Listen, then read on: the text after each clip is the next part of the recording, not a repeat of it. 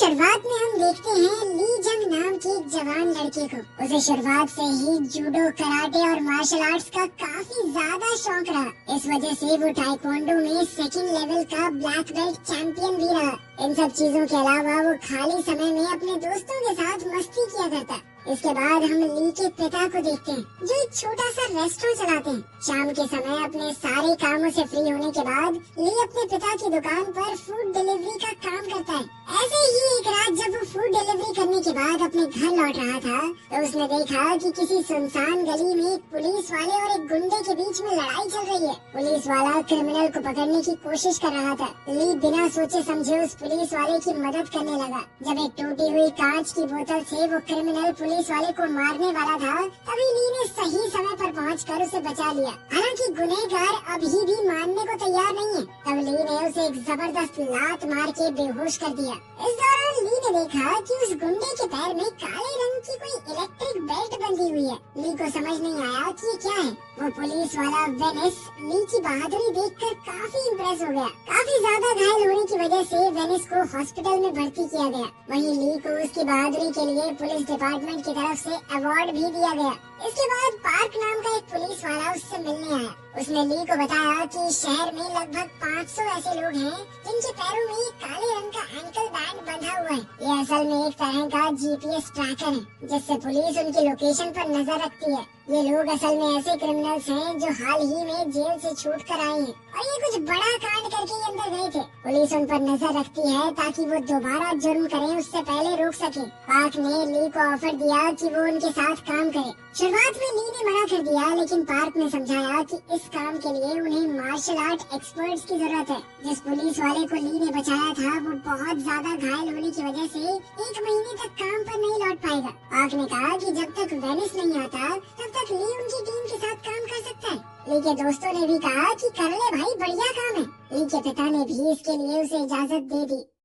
अगले ही दिन ली ने पुलिस फोर्स को ज्वाइन कर लिया। लेकिन ये डिपार्टमेंट पुलिस डिपार्टमेंट से थोड़ा अलग है। यहाँ के लोगों को ना तो पुलिस वाली यूनिफॉर्म पहननी होती है और ना ही इन्हें किसी क्रिमिनल से पूछताछ करने के लिए किसी वारंट की जरूरत है। उनका काम है क्रिमिनल्स की लोकेशन पर नजर रखना और जब भी उनके एंकल बेल्ट की बैटरी 30% से कम हो जाए उन्हें फोन करके रिचार्ज करवाना। मान लो उस क्रिमिनल ने कॉल नहीं उठाया या कॉल उठाने के बाद भी चालाकी दिखाई तो इन लोगों का काम है वहाँ जाकर उससे पूछताछ करना और जरूरत पड़ने पर उसे गिरफ्तार कर लेना। यहाँ शुरू के कुछ घंटे तो ली के लिए काफी बोरिंग थे और उसे ऐसा लगने लगा कि इस काम को ज्यादा दिन तो नहीं कर पाऊंगा मैं। लेकिन फिर उसे दिखाई दिया कि एक क्रिमिनल के एंकल बैंड की बैटरी 30% से कम हो गई है। फिर जब ली ने उसे कॉल किया तो उसने बिना बात सुने फोन काट दिया। इन लोगों ने जब उस क्रिमिनल का रिकॉर्ड चेक किया तो पता चला कि उसे रेप के चक्कर में अंदर डाला गया था। इसीलिए पार्क ली को अपने साथ लेकर तुरंत उस लोकेशन पर पहुंचा। ली ने नोटिस किया कि उसके घर की खिड़की में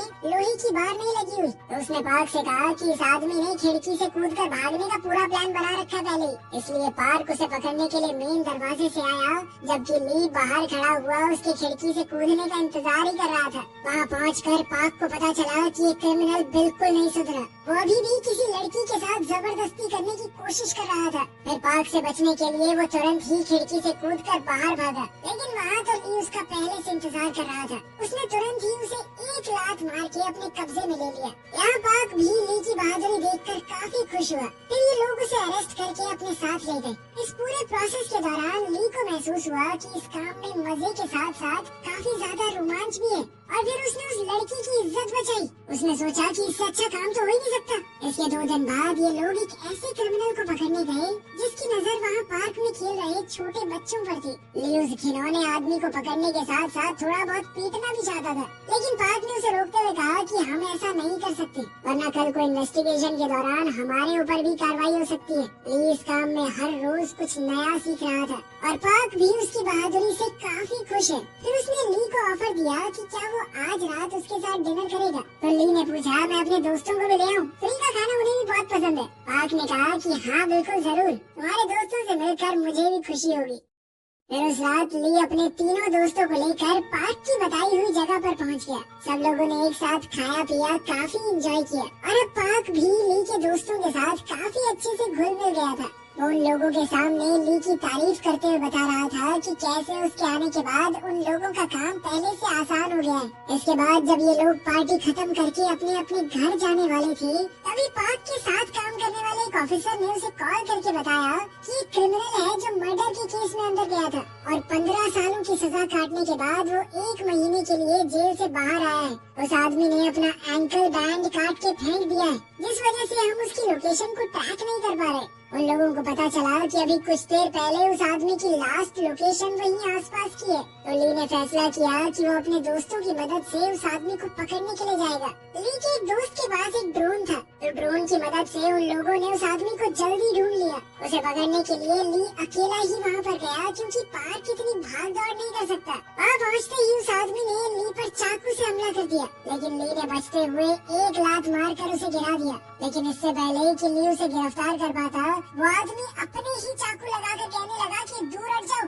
वरना कुछ गलत कर दूंगा मैं। अब ली के लिए ये सिचुएशन बिल्कुल नहीं थी। उसे समझ नहीं आ रहा था कि यहाँ क्या करना चाहिए, तो पार्क उसे फोन पर ही गाइड करने लगा कि ऐसी सिचुएशन से कैसे निपटा जाता है। वो आदमी कह रहा था कि मैंने जेल से निकलने के बाद सुधरने की कोशिश की थी, लेकिन जब भी कोई मेरे पैर में वो एंकल बैंड देखता था तो मेरा मजाक उड़ाता था। पार्क सारी बात सुन के ली को कान में बता रहा था कि क्या करना है। ली ने वही बातें दोहराई कि तुम्हें हिम्मत नहीं हारनी चाहिए, तुम्हारे आसपास के लोग क्या कह रहे हैं उस पर ज्यादा ध्यान मत दो, और जितना ज्यादा हो सके खुद को हमेशा सही रास्ते पर रखो। फिर कुछ ही महीनों के अंदर तुम्हारा ये एंकल बैंड भी हटा दिया जाएगा और इसके बाद तुम भी दूसरों की तरह एक आम जिंदगी जी सकोगे। ली की बातें सुनकर उस आदमी को थोड़ी हिम्मत मिली और बात मानकर उसने एंकल बैंड दोबारा पहन लिया।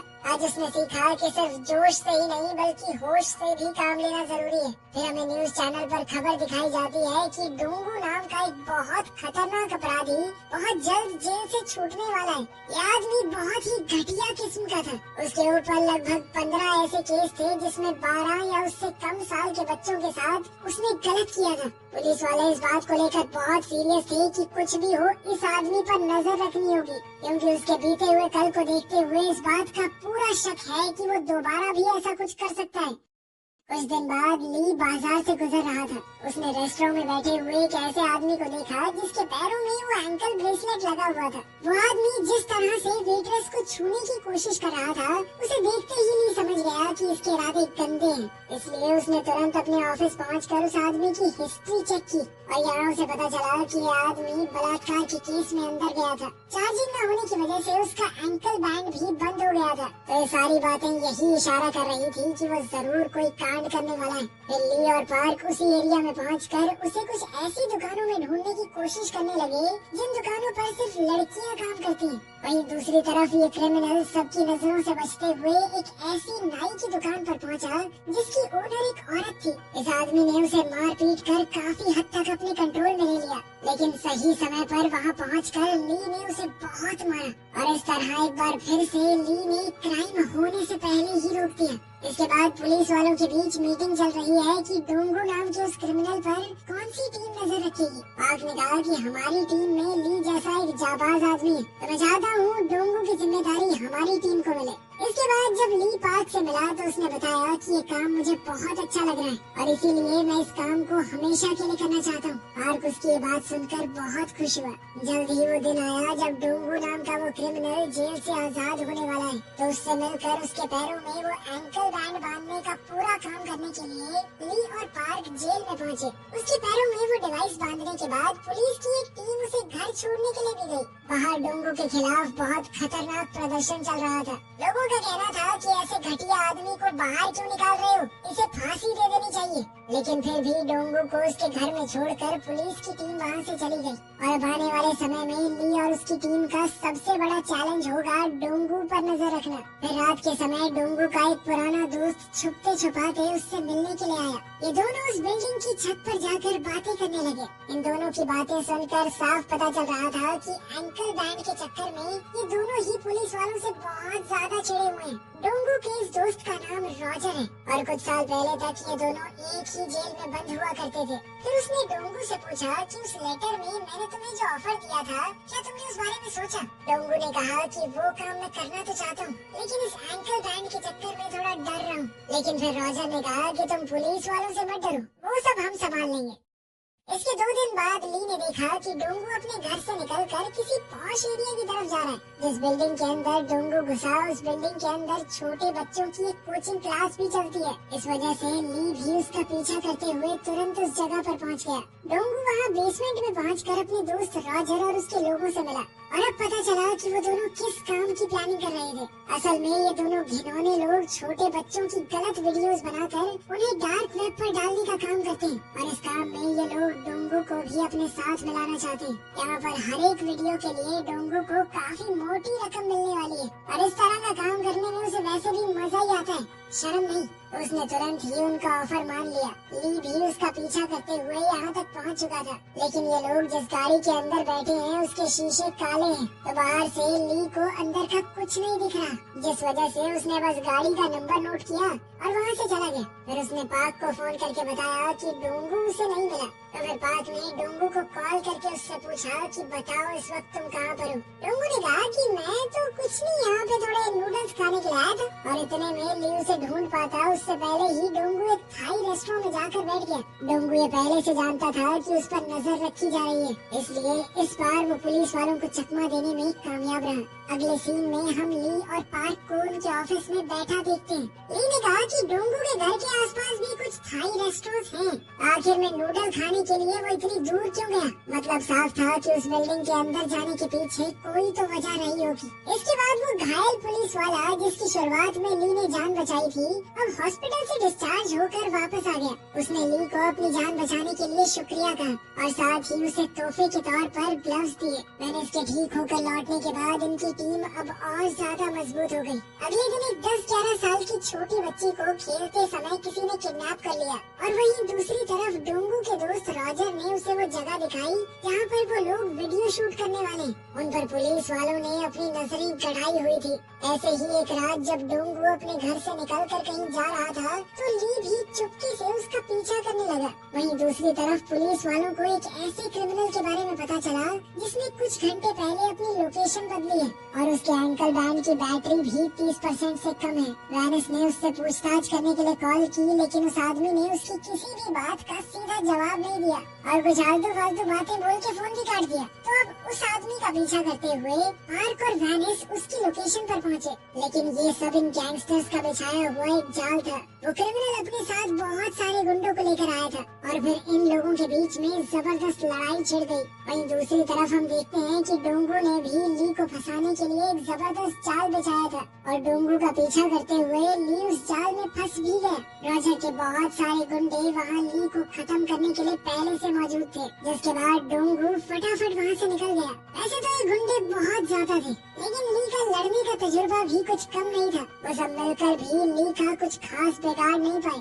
ली ने उन सभी गुंडों की बड़ी जबरदस्त तरीके से धुनाई की। वहीं दूसरी तरफ पार्क और वैनिस बहुत बुरा फंस चुके थे। वो दोनों गुंडों का मुकाबला बहुत बहादुरी से कर रहे थे, लेकिन आखिरकार गुंडे उनके ऊपर भारी पड़ने लगे। फिर भी ज्यादातर गुंडों को उन्होंने ठिकाने लगा दिया, लेकिन इस पूरी लड़ाई में ये दोनों भी बुरी तरह जख्मी हो गए। वहीं दूसरी तरफ सारे गुंडों को बढ़िया पीटने के बाद ली डोंगू का पीछा करते हुए उस जगह पर पहुंच गया जहां ये लोग वीडियो शूट करने वाले थे। फिर जैसे ही वो बेसमेंट एरिया में पहुंचा तो वहां उसे किसी बच्ची के चीखने चिल्लाने की आवाजें आई। ली समझ गया कि डोंगू नाम का वो घिनौना आदमी यहीं पर आया होगा। उसकी काफी कोशिश करने के बाद भी दरवाजा नहीं खुला, तो फिर उसने बाहर जाकर खिड़की तोड़ी और अंदर गया। डोंगू के साथ ही उसका दोस्त रॉजर भी वहाँ मौजूद था। अब ली वहाँ पहुंचकर दोनों को ही बुरी तरह पीटने लगा, लेकिन पुलिस वाला होने की वजह से ली के ऊपर पाबंदी है, वो उन दोनों को जान से नहीं मार सकता।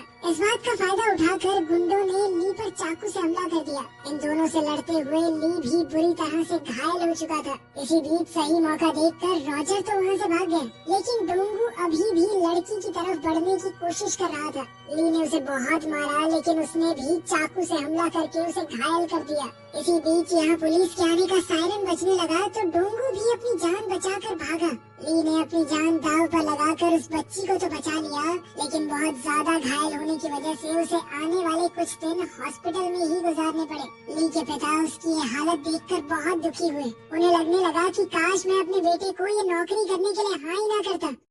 कुछ घंटों बाद जब ली होश में आया तो उसने सबसे पहले डोंगू के बारे में ही पूछा। उसके सीनियर ऑफिसर्स ने बताया कि डोंगू वहाँ से भागने में कामयाब हो गया और अब तक उसने अपना एंकल बैंड भी काट कर फेंक दिया है। दूसरी तरफ पार्क की गर्दन की हड्डी में भी बहुत चोट आई थी, जिस वजह से उसे तो कई महीनों तक हॉस्पिटल में एडमिट रहना पड़ेगा। और बेचारा वैनिस तो उस लड़ाई में बहुत ज्यादा खून बहने की वजह से मर ही गया। ये सब कुछ जानने के बाद ली को बहुत ज्यादा दुख हुआ, क्योंकि अब तक उसने सोचा नहीं था कि इस नौकरी में उसे इतना खून खराबा भी देखने को मिल सकता है। इसके बाद जब ये लोग अपने साथी वैनिस के अंतिम संस्कार पर गए तो वहाँ पर उस छोटी बच्ची की मम्मी भी आई, जिसे उस दिन ली ने डोंगू से बचाया था। उसकी माँ ने बच्ची का लिखा हुआ एक थैंक यू नोट ली को दिया और बताया कि मेरी बेटी आज भी गहरे सदमे में है। वो फिलहाल इतनी ज्यादा डरी हुई है कि घर से बाहर तक नहीं निकलना चाहती, लेकिन जब भी मैं उसे आपकी बहादुरी के बारे में बताती हूँ तो उसे बहुत हिम्मत मिलती है। ये सब सुनकर ली बहुत इमोशनल हो गया और सोचने लगा कि आखिर उस छोटी सी बच्ची की क्या गलती थी।